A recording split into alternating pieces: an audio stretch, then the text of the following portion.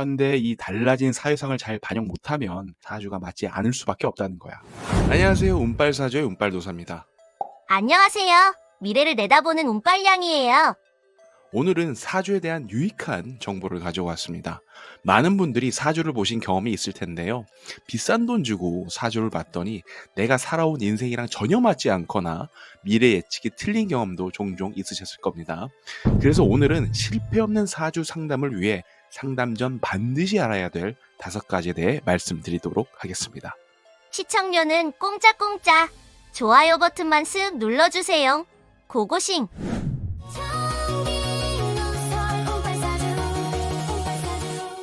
운빨도사, 오늘 아주 유익한 주제를 가져왔구나. 그래. 사주 보면 왜 이렇게 안 맞나 생각하시는 분들도 분명 계시기 때문에 오늘 주제를 이렇게 잡았어. 서로는 간단히 하고 이제 왜 종종 사주가 안 맞는지 5가지 이유를 설명해 줄게. 첫 번째 이유는 날짜가 바뀌는 경계선에 있는 생시 때문이야. 사주 상담을 하다 보면 종종 경계 시각에 태어난 사람들이 있어. 예를 들면 자정부근에 태어나서 이 사주를 다음 날로 봐야 될지 당일로 봐야 될지 애매해진다는 거야. 이게 잘못하면 날짜 전체가 달라지니까 사주가 어떻게 되겠어? 일주 자체가 완전히 달라져 버린다는 거야. 게다가 이런 사람들은 태어난 당일이랑 다음날 양쪽 일주 특징들이 막 섞이는 사람들도 있어. 그래서 더 헷갈리지. 헐, 그렇게 되면 사주가 안 맞을 수밖에 없겠는걸? 더 심한 경우들도 있다는 게 문제야. 월이나 해가 달라지는 변경선에 태어난 사람도 있어. 가장 심한 경우는 입춘일에 태어나는 경우야. 입춘일? 그게 왜 심각해? 명리학은 절기학문이거든. 절기별로 나눠서 운명을 예측하는 건데 입춘일에 태어나도 태어난 시각에 따라 입춘 전이다, 후다 이렇게 나뉠 수 있다는 거야.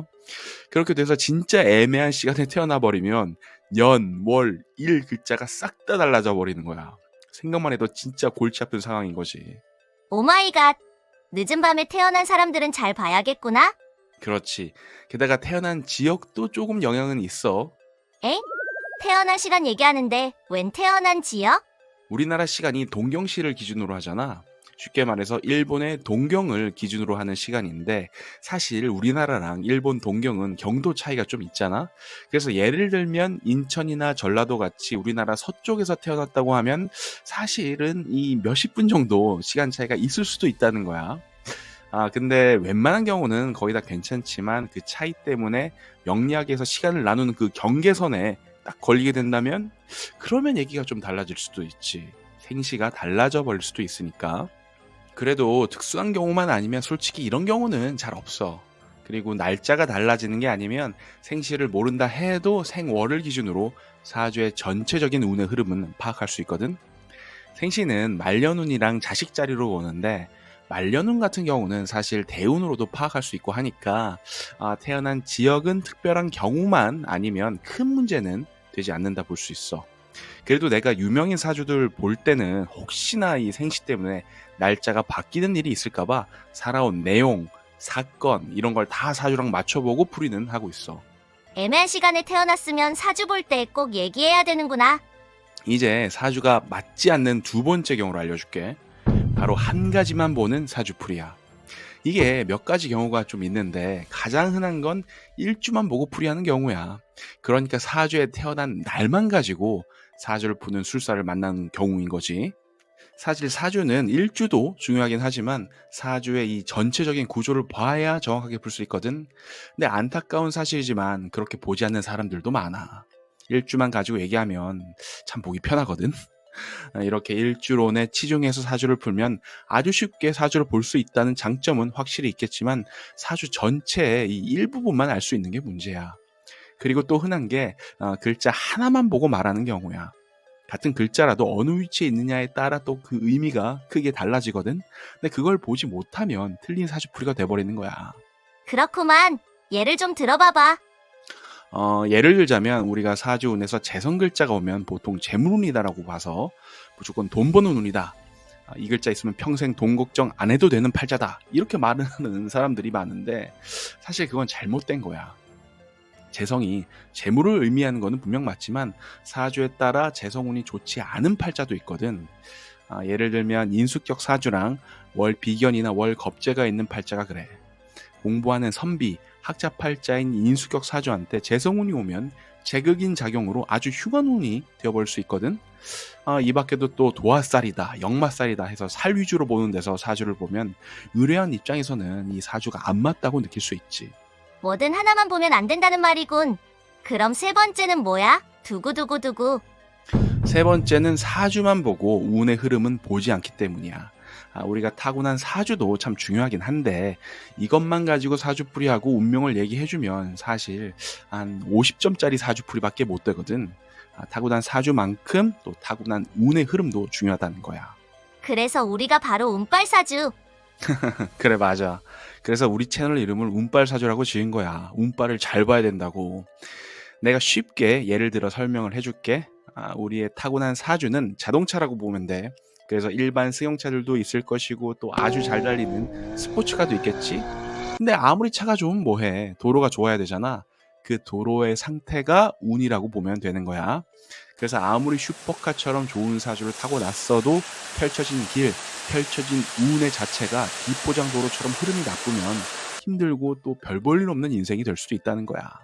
그래서 운기를 보지 않고 사주를 보는 곳이 있다면 피해야겠지? 운빨이 사주 이상으로 중요하다는 거군. 그럼 사주가 안 맞는 경우 네 번째는 뭐야? 네 번째 경우는 오래된 관법으로 보는 경우야. 사주를 보는 관법은 여러 가지가 있거든. 근데 이게 너무 오래된 방식이면 잘 안 맞을 수도 있다는 거지. 우리가 컴퓨터 윈도우 운영체제도 계속 업데이트가 되잖아. 사주 보는 관법도 시대에 따라서 계속 업데이트되고 있어. 그래서 당사주처럼 옛날 호랑이 담배 먹던 시절 방식으로 보면 잘 맞지 않는다고 느낄 수 있다는 거지. 그리고 옛날이랑 지금 세상이 완전히 달라졌잖아. 현대의 이 달라진 사회상을 잘 반영 못하면 사주가 맞지 않을 수밖에 없다는 거야. 예를 들면 도화살이 있고 또 식신상관이 많으면 예전엔 기생팔자라고 했거든. 근데 이제는 완전 다르지. 연예인이나 또 매력 넘치는 사람으로 해석하는 게 보통이니까 말이야. 그렇구만. 이제 마지막. 사주가 맞지 않는 다섯 번째 경우야. 마지막으로 현실에서 발현될 수 있는 결과를 단편적으로만 말했기 때문이야. 말이 좀 어려운데 사주에서 들어오는 글자는 사실 여러 가지 뜻을 내포하고 있어. 예를 들면 여자한테 관성은 남자일 수도 있고 직장일 수도 있어. 그래서 관성운이 왔을 때 새로운 직장이 들어왔는데 남자 운만 얘기하고 있다면 안 맞는다고 하는 거야. 근데 이게 좀 참 애매한 게 이런 경우 남자랑 직장 둘 다 들어올 수도 있고 둘 중 하나만 들어올 수도 있거든. 그래서 포괄적으로 잘 설명을 해줘야 되는데 당사자가 사주를 잘 모르는 경우가 많으니까 이걸 설명을 안 해주면 사주가 맞지 않다고 느낄 수 있다는 거지. 사주 보기도 참 쉽지 않구만. 그래도 운빨사주 영상 보면 좀 쉬워질 것 같은데? 그래서 내가 가급적 사주풀이 내용을 자세히 설명하려고 하고 있어.